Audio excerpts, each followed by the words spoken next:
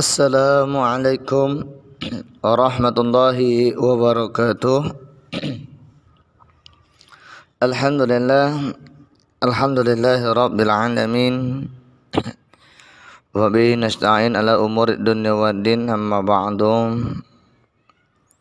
Bersyukur pada Allah subhanahu wa ta'ala, salawat dan salam semoga tetap tercurahkan harapan junjungan alam Nabi Allah Muhammad sallallahu alaihi wasallam. Allahumma salli wa sallim wa barik alaihi. Bagaimana kabar anak-anak ustaz semuanya? Mudah-mudahan anak-anak ustaz semuanya dalam lindungan Allah subhanahu wa ta'ala, sehat selalu dan tetap selalu mematuhi yang namanya protokol kesehatan. Baik anak-anak ustaz semuanya, pada pertemuan kita kali ini di mata pelajaran pendidikan Pancasila dan kewarganegaraan, kita akan membahas menyadari pentingnya kedudukan dan fungsi Pancasila dalam kehidupan bernegara. Sebelum kita mulai, marilah alangkah baiknya kita buka dengan lafaz basmalah. Bismillahirrahmanirrahim. Kita lanjut. Mohon diperhatikan dan lihat slide-slide berikut ini. Baik anak-anak ustaz semuanya, pada hari ini kita akan membahas menyadari pentingnya kedudukan dan fungsi Pancasila dalam kehidupan bernegara. Anak-anak ustaz semuanya, Pancasila sebagai dasar negara dan pandangan hidup terdapat kandungan akan nilai-nilai. Pancasila sebagai dasar negara dan ideologi nasional adalah nilai-nilai yang bersifat tetap. Namun, pada penjabarannya dilakukan secara dinamis dan kreatif yang sesuai dengan kebutuhan perkembangan masyarakat Indonesia. Pancasila sebagai dasar negara dan ideologi nasional atau pandangan hidup bangsa membawa dampak bahwa nilai-nilai Pancasila dijadikan landasan pokok dan landasan fundamental bagi setiap penyelenggara negara Indonesia. Pancasila yang hakikatnya berisi 5 dasar yang fundamental. Nilai-nilai dasar Pancasila adalah yang pertama, nilai ketuhanan yang Maha Esa. Perhatikan pada gambar berikut ini anak-anak ustaz. Yang kedua, nilai kemanusiaan yang adil dan beradab. 3. Nilai persatuan Indonesia. 4. Nilai kerakyatan yang dipimpin oleh hikmah kebijaksanaan dalam permusyawaratan perwakilan.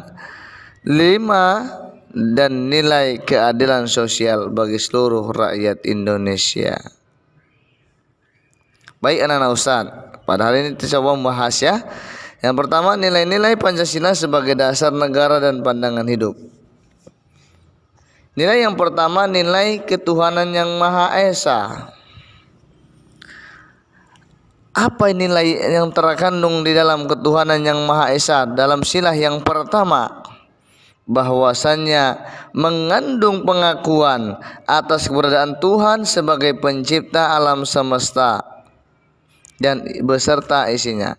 Oleh karenanya, meyakini adanya Tuhan yang diwujudkan dalam ketaatan kepada Tuhan yang Maha Esa. Inilah nilai yang pertama yang terkandung, yang tertuang di dalam sila yang pertama, ketuhanan yang Maha Esa.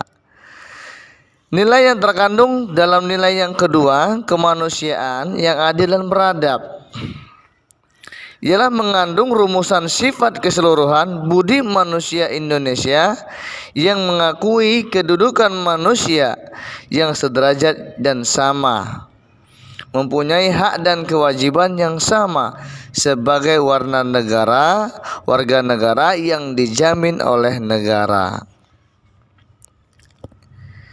Nilai yang ketiga dalam sila Pancasila yang ketiga, persatuan Indonesia. Nilai yang terkandung di dalamnya bahwasannya merupakan perwujudan dari paham kebangsaan Indonesia yang mengatasi paham perseorangan, golongan, suku bangsa, dan mendahulukan persatuan dan kesatuan bangsa sehingga tidak terpecah belah oleh sebab apapun. Yang keempat, nilai kerakyatan yang dipimpin oleh hikmat kebijaksanaan dalam permusyawaratan perwakilan. Inilah nilai yang terkandung sendi utama demokrasi di Indonesia berdasarkan atas asas musyawarah dan asas keluarga. Nilai yang kelima, nilai keadilan sosial bagi seluruh rakyat Indonesia, ialah mewujudkan tata masyarakat Indonesia yang adil dan makmur berdasarkan Indonesia. Itulah nilai-nilai yang terkandung dalam Pancasila. Yang kedua, kita akan membahas pengamalan butir-butir Pancasila. Ya, perhatikan anak-anak Ustadz di layar kita ini. Ya, yang pertama ada 45 butir Pancasila. Ya, mohon dicermati. Yang pertama itu dalam lambang bintang ketuhanan yang Maha Esa, bahwasanya bangsa Indonesia percaya dan bertakwa kepada Tuhan yang Maha Esa. Yang kedua, percaya dan takwa sesuai agamanya masing-masing. Yang ketiga, menghormati kerjasama antar pemeluk agama. Yang keempat, kerukunan hidup antar umat beragama. Yang kelima, agama dan kepercayaan, hubungan pribadi manusia dengan Tuhan. Yang keenam, bebas menjalankan ibadah. Yang ketujuh, tidak memaksa agama. Itu butir yang pertama. Butir yang kedua dalam sila dengan lambang rantai kemanusiaan yang adil dan beradab, bahwasanya yang pertama, memperlakukan manusia sesuai harkat dan martabat. Yang kedua, kesamaan derajat hak kewajiban asasi tanpa membedakan. Yang ketiga, saling mencintai sesama. Yang keempat, tenggang rasa, tidak semena-mena kepada orang lain, menjunjung nilai kemanusiaan, kegiatan kemanusiaan, membela kebenaran dan keadilan. Yang kesembilan, bangsa Indonesia bagian dari seluruh umat manusia, menghormati dan kerjasama dengan bangsa lain. Butir yang ketiga dengan lambang pohon beringin, persatuan Indonesia, ialah kepentingan bersama di atas pribadi atau golongan, rela berkorban untuk negara, cinta tanah air, bangga atas bangsa tanah air. Yang kelima, ketertiban dunia, dasar kemerdekaan, perdamaian abadi, keadilan sosial. Yang keenam, persatuan dasar Bhinneka Tunggal Ika. Dan ketujuh, pergaulan atau persatuan kesatuan bangsa. Butir yang keempat dengan lambang kepala banteng, kerakyatan yang dipimpin oleh hikmah kebijaksanaan dalam permusyawaratan perwakilan. Ada 10 butir di dalamnya.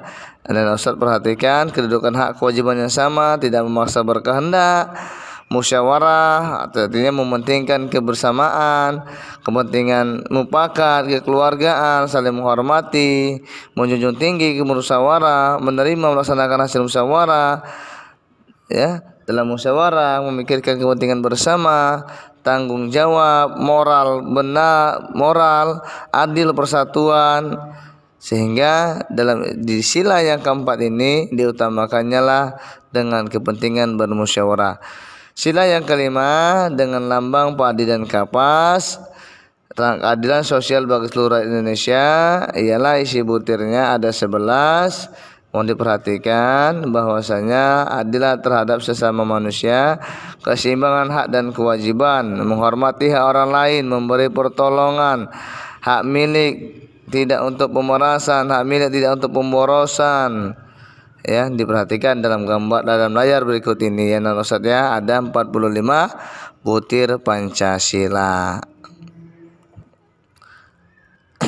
Lalu yang ketiga, kita akan membahas membiasakan perilaku yang sesuai dengan nilai-nilai Pancasila dalam berbagai kehidupan.